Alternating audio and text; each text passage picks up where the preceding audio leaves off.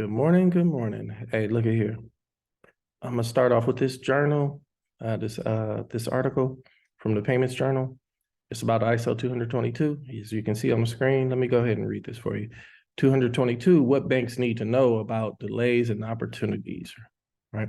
This is from a podcast when Payments Journal was speaking with this guy named Andrew Foulds, Director of Global Clearinghouse Solutions Product Management, EMEA at Fiserv, right? I had to look EMEA up, and EMEA essentially means Europe, Middle East, and Africa. So he's like a regional director, if you want to call him that, right? And he works at this company called Fiserv. Fiserv is a payments company. They work with a lot of financial institutions to, I guess, speed up payments, right? Oh yeah. Clearinghouse. I wanted to look up Clearinghouse because I don't know exactly everything they do. So, here's a Investopedia, right? The Clearinghouse, an overview. A clearinghouse is designated intermediary between a buyer and seller in the financial market. The clearinghouse validates and finalizes the transaction, ensuring that both the buyer and the seller honor their contractual obligations. Every financial market has a designated clearinghouse or an internal clearing division to handle this function. And yeah, clearinghouse finalize trades, settling trading accounts, collecting margin payments, regulating delivery of the asset to their new owners, and reporting the trading data. So basically, they handle all the money in between and assets. So back to the article. Let's read this. This is pretty wild. ISO. Oh yeah. Let me before I start that. We've been waiting for this flip of the switch moment or this big bang. It seems like it possibly is not true, or it's not going to happen like that. Maybe it's a much slower roll up for this whole migration to digital assets, but I don't know. We'll see after we read this. ISO 20022 may be delayed in its global rollout, but that doesn't mean banks can afford to put off or ignore upgrading their payment systems to meet this new messaging standard. Give me 1 second. Broadly speaking, ISO 20022 is a global standard for electronic messaging between financial institutions and was initially created to give the financial industry a common platform for sending and receiving data about payments. And, the only thing I would say about that is, why didn't they do this 20, 30 years ago? I'll tell you why, because digital assets came on the scene. So now they have to be able to speak the digital asset language. And that's what this ISO 20022 is. It's just a format that allows them to communicate back and forth in a common format between all these banking institutions to allow so that they don't want to send in data one kind of way, another sending data, this way, that way, whatever. They just had to sync up and get on the same standard. This new standard will provide much more granular and robust data about payments, which financial institutions can use to ultimately serve their clients better. Around 21 domains of business processes are specified in the ISO 20022 standard, along with the messaging and data necessary to support the different processes. Payments Journal sat with Andrew Foulds, Global Director, Clearinghouse Product Management, EMEA at Fiserv, and Steve Murphy, Director of Commercial and Enterprise Payments with the Javelin Strategy and Research to discuss the current state of ISO 20022 and what to expect. In part one, they chat about the importance of ISO 20022 for the financial institutions, when it was delayed, and what banks can anticipate around the standard going forward. So this is kind of setting stage for what they talked about on this podcast. And this is just the transcript that we're reading through. But yeah, bear with me. This is not a long article. You don't have to sit and let your ears bleed. Delays should not create complacency. ISO 20022 was meant to go live in November 2022, but got pushed back to March 2023. I remember that. A big reason was the need for some market infrastructure platforms to iron out technical kinks.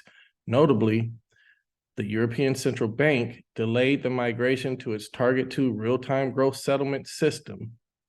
Hang on, real-time gross settlement system. That sound like ISO 20022 plus.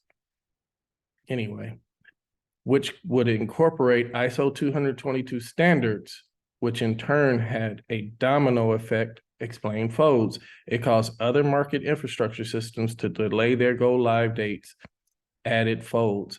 SWIFT, the global financial messaging network, also announced it will go live with ISO 20022 in March of 2023, but said that institutions will have until 2025 to adopt the new standard.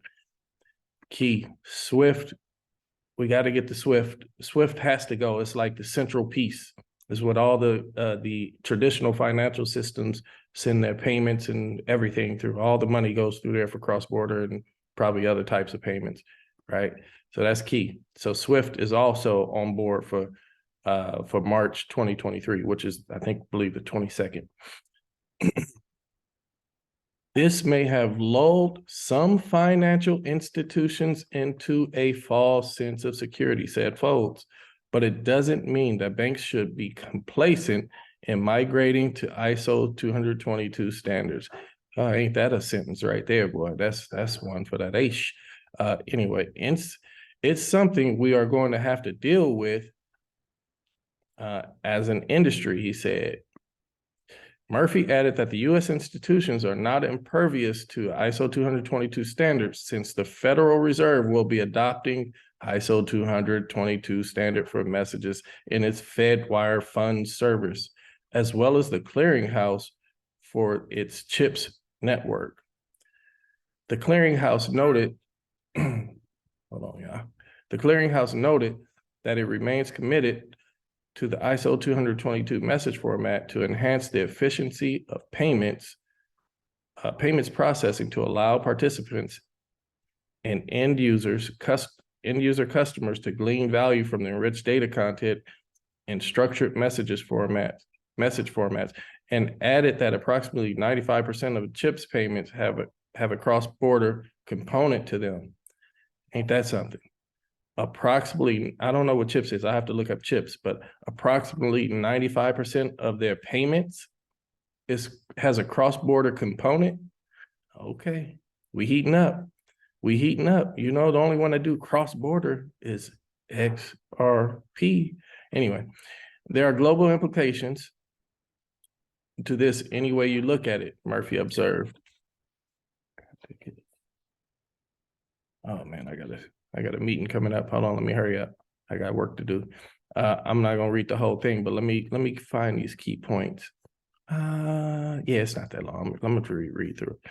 Murphy asked Foulds how banks should be preparing for this massive change, and if they should rely on their payment service providers to help with the transition or use in-house resources.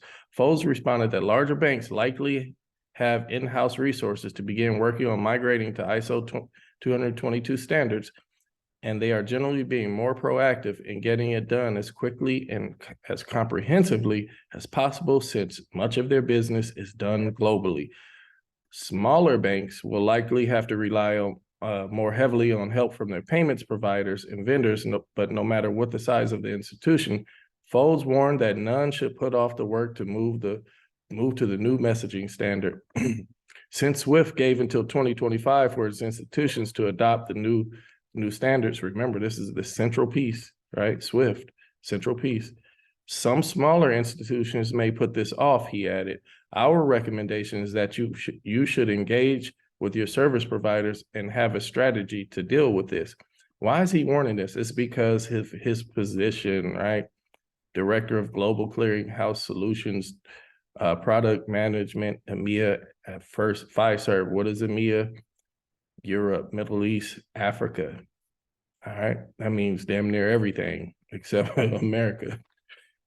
All right, let me go back down there. So that's because there is an opportunity cost associated with delaying migration to ISO 20022 messaging standard, Foulds said. The earlier you go about this, the better it is. We think, he added, don't think about this as a mandated regulatory issue. but view it as a business opportunity that there are more robust, rich data points transported via ISO 20022 messaging. And institutions can use the new data and turn information into new services for their clients. Right? By the way, where did I get by the way from?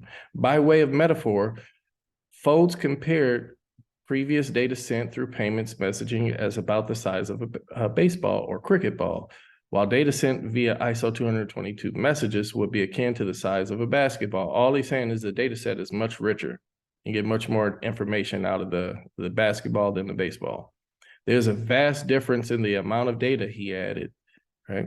Foulds said, this means that institutions that do not incorporate ISO 20022 standards will be at a massive, and let me highlight that, massive competitive disadvantage. For example, when the European Central Bank's aforementioned Target 2 system goes live in March, it will be a booyah approach rather than a phased approach. That means on Friday, at the end of the day, they will retire the old system. What old system? Swift. I think it'll still be called Swift, but Swift will be largely migrated and ready to be upended into the new financial system. I'm thinking, I don't know how else to read this. And Monday morning, the new will be in place. So if you're not ready, you won't be able to do business. It's really more of an existential business issue than just a regulatory issue. Did y'all see this right here? Let that sink in. I'm gonna put that in the description right here. Let me copy that. But yeah, so get ready because it's popping. Oh, and if y'all want to see what ISO 20022 is all about, right? Or not what it's about, because we kind of read what it's about. It's a messaging standard, right? At the moment. The tokens that are running on ISO 20022, I went ahead and looked that up for y'all. I already know, but Quant, XRP, HexLM, HBAR, IOTA, XDC, Algo, all of them ISO 20022 compliant. Unfortunately, HBAR just went through a hack. Hopefully this is bad timing for them to have a hack, but hopefully it work out for them. Anyway, I got work to do, y'all, so I gotta go. Stay blessed, stay happy, let's stay focused, and keep our eyes on the prize. All right, I'll catch y'all later.